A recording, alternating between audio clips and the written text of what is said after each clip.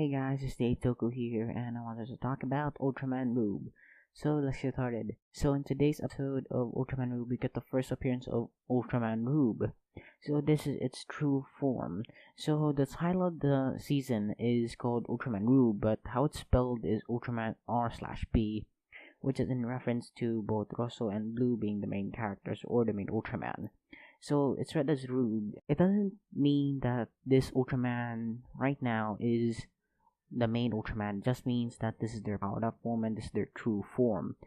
So which is pretty cool. So when they transform, they actually use two new crystals in the form of Ultraman, of the original Ultraman, and Ultraman Brilliant, which is pretty cool.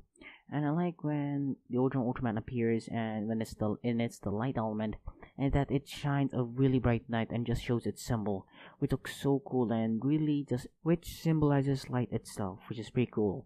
And when Belial appears, and it's cool in that it's a puff of smoke or a darkness aura, which is cool, and it shows the symbol, which is just darkness itself, and it's such a good symbol for darkness. So I like when they use the powers and use it in the engine device, in that it mixes the powers together, and it combines the powers of the Ultraman Taro, Tiga, Ginga, and Victory crystals together to form this new crystal. So the new crystal that they get is called the Ultraman Ruebe crystal, so it's this crystal right here. And it's a really cool design, and it's just blue, and when it activates, like the three horns sprout up on the top, and it shows just the colors of red and blue, which symbolizes both Rosso and Blue.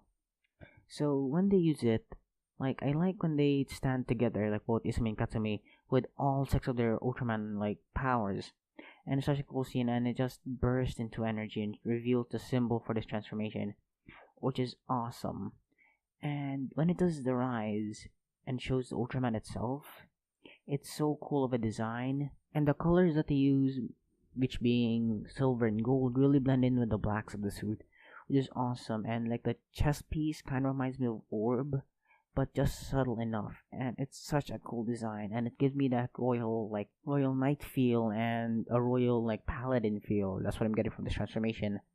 And I like how they actually show how powerful this is, and that he blocks Gojo King's blast with just a single hand and with no effort at all.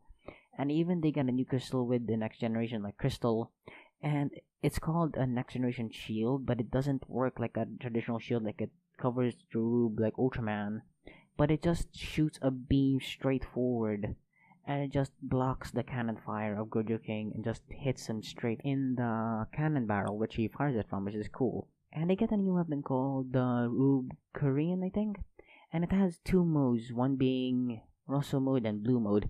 So Rosso mode is like a pacifist mode, and it's fast. Blue mode is more of speed, which is cool. And the way they end the fight is really cool, and they still do the beam, but it comes from the Orb Korean, Ruebe Korean itself. And that when the crystal is inserted in there, it just shoots like a powerful like spiral attack or spiral beam at the Gojo King, and just hits him full blast. And even like the colors of the beam blend in so well to the attack, and it's such a cool like aesthetic choice, and that it still has the colors from the previous like crystals. And overall, I'm really happy that we get to see Ultraman Ruebe himself, and it's such a cool design. So I think that's all I gotta talk about in this video, so thank you guys for watching.